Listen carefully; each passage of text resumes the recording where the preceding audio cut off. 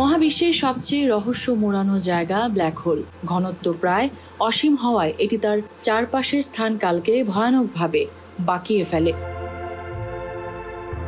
আশেপাশের একটি নির্দিষ্ট অঞ্চল জুড়ে ব্ল্যাক হোলের মহাকর্ষ থাকে প্রচণ্ড শক্তিশালী। এই অঞ্চলটির চারপাশে থাকে ইভেন্ট হরাইজন বা ঘটনা দিগন্ত। কোনো কিছু একবার ইভেন্ট হরাইজন পেরিয়ে গেলে আর বাইরে আসতে পারে না। মহাবিশ্বের চূড়ান্ত বেগে চলা ভরহীন আলোর কণাও এর ব্যতিক্রম নয়। কোনো কিছু যেহেতু ব্ল্যাক হোল থেকে ফিরে আসে না, তাই এর ভেতরের অবস্থা সম্পর্কে কোনো তথ্য পাওয়া যায় না। ব্ল্যাক হোলের চারপাশে অন্যান্য বস্তুর অবস্থা, ইভেন্ট হরাইজনে থাকা অ্যাক্রিশন ডিস্ক এবং ব্ল্যাক হোল জেটের মতো কিছু বিষয় থেকে অস্তিত্ব বুঝতে পারেন বিজ্ঞানীরা।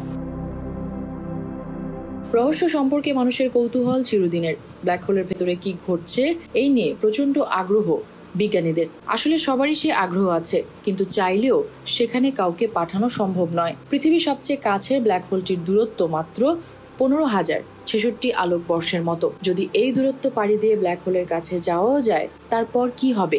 মানুষ কি ব্ল্যাক হোলের ভেতরে যেতে পারবে? যদি কোনো নভোচারী ব্ল্যাক হোলের ভেতরে যেতে চান, তাহলে কি হবে? মানুষের শরীর কি সে ধকল নিতে পারবে? এক বাক্যে এই প্রশ্নের জবাব দেন আমেরিকান মিউজিয়াম অফ ন্যাচারাল হিস্ট্রির হেইডেন প্ল্যানেটেরিয়ামের জ্যোতির্পদার্থবিদ চার্লস লিউ। তার মতে, ব্ল্যাক হোলে পড়ার সময় আপনার শরীর হয়ে যাবে টিউব থেকে বের হওয়া টুথপেস্টের মতো।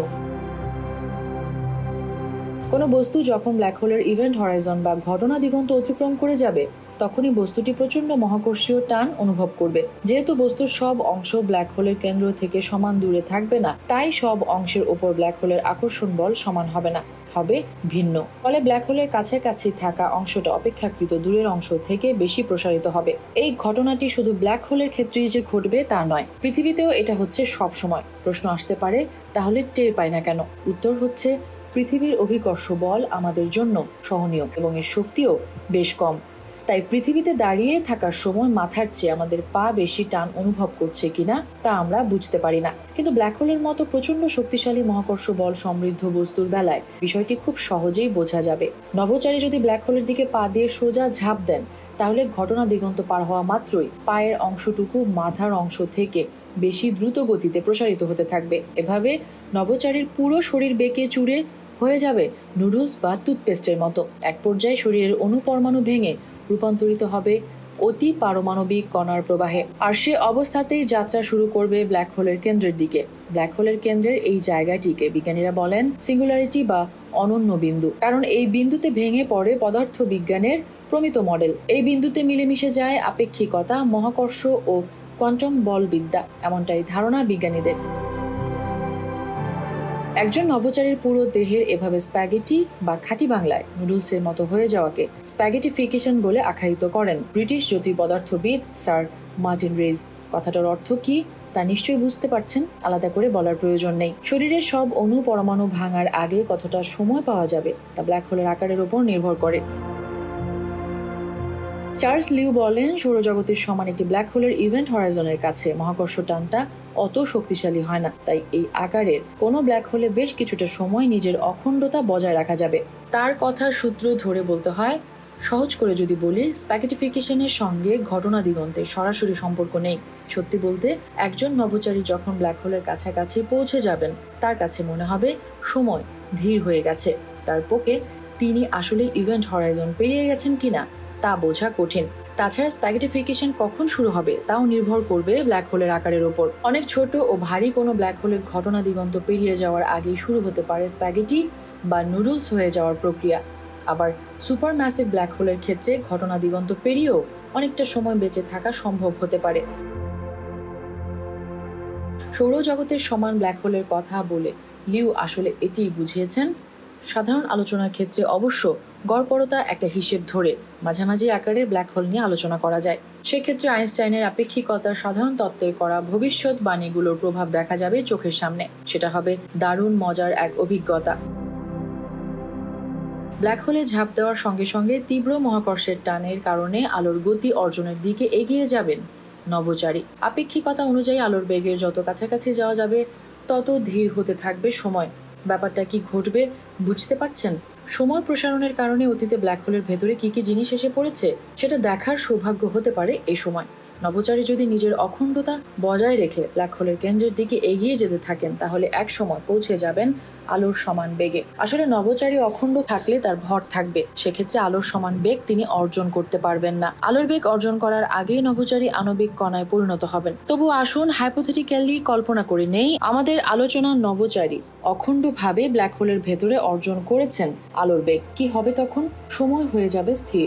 সময় স্থির হওয়ার সঙ্গে সঙ্গে চোখের সামনে দেখা যাবে চতুর্মাত্রিক এক মহাবিশ্ব, একসঙ্গে যেখানে দেখা যেতে পারে সুদূর অতীতের বিগ ব্যাং থেকে সুদূর ভবিষ্যতের মহাবিশ্বের সমাপ্তি। অতীত, বর্তমান, ভবিষ্যতের সংজ্ঞাই হয়তো তখন হয়ে যাবে অর্থহীন। এমন দুর্দান্ত অভিজ্ঞতা অর্জনের জন্য ব্ল্যাক হোলে ঝাঁপ দেওয়ার মতো নভোচারী হয়তো অনেকেই হতে চাইবেন। আপনার কি মনে হয়? তবে ঝাঁপ দেওয়ার আগে নুডলস হয়ে যাওয়ার কথা ভেবে যদি আপনার দ্বিধা হয়, তাহলে আপনাকে একটু আশার কথা শোনানো যাক। ধরুন ব্ল্যাক হোলের ভেতরে ছিন্ন ভিন্ন হয়ে গেছে আপনার নশ্বর কোমল দেহ। এই কণাগুলোকে গিলে নিয়েছে ব্ল্যাক হোল। তারপর কি হবে? হতে পারে ওখানেই আপনার জীবন শেষ। আবার হয়তো ওই কণাগুলো ভিন্ন কোনো জগতে গিয়ে এক হয়ে আবার পরিণত হবে আপনিতে।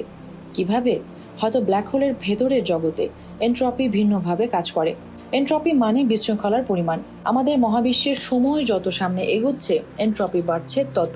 সেজন্য গ্লাস একবার ভেঙে গেলে যতভাবেই চেষ্টা করা হোক সেটাকে আগের মতো নিখুঁত করে জোড়া দেওয়া সম্ভব না। ব্ল্যাক হোলের ভেতরে হয়তো তা হবে না। কণাগুলো জুড়ে গিয়ে আপনি হয়ে যাবেন। সে আপনি আর আগেরকার আপনি কি একই মানুষ হবেন? একটা গ্লাসকে ভেঙে টুকরো টুকরো করে ফেলে সেই টুকরোগুলো জুড়ে আবার গ্লাস বানালে সেটা কি একই হবে?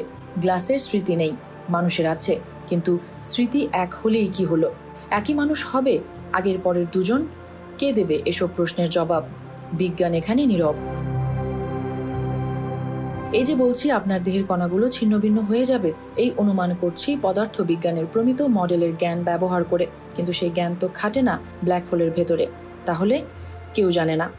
কৃষ্ণগহ্বর তাই আজও এক রহস্য। রজার পেনরোজের ধারণা, কৃষ্ণগহ্বরগুলো ধীরে ধীরে গিলে নেয় মহাবিশ্বের সব ভর, আর মহাবিশ্ব জুড়ে বেড়ে চলে বিশৃঙ্খলা। এই বিশৃঙ্খলা সবচেয়ে বেশি হয় কৃষ্ণগহ্বরের ভেতরে। হকিং এর একটা ধারণা ছিল, একসময় উবে যাবে মহাবিশ্বের সব কৃষ্ণগহ্বর, হারিয়ে যাবে সব ভর। এভাবে মহাবিশ্বের সব ভর যদি হারিয়ে যায়, মহাবিশ্ব নিজেই ভুলে যাবে সে কে। তখন আবার জন্ম নেবে পরবর্তী নতুন মহাবিশ্ব। এই ধারণাটিকে কসমোলজিস্ট মানে সৃষ্টিতত্ত্ববিদেরা মেনে নেননি, কিন্তু রজার পেনরোজের ধারণা বলে কথা। আর কেউ যখন কৃষ্ণগহ্বরকে মেনে নেয়নি, তিনি তখন ওর পেছনে ছুটেছেন। তার ধারণাকে তাই চট করে উড়িয়ে দেওয়াও যায় না। তবে এটি প্রমাণিত নয়, তাই কেউ মানুক বা না মানুক, এটি এখনো কোনো তত্ত্ব না, শুধুই ধারণা। বিজ্ঞানীদের ধারণা, কৃষ্ণগহ্বরের কেন্দ্রে যে সিঙ্গুলারিটি বা অনন্যতা, একই রকম অনন্যতা ছিল বিগ ব্যাং এর সময়ও। একটি বিন্দুতে ঘন হয়েছিল মহাবিশ্বের সব ভর, শক্তি, স্থান, কাল, সব।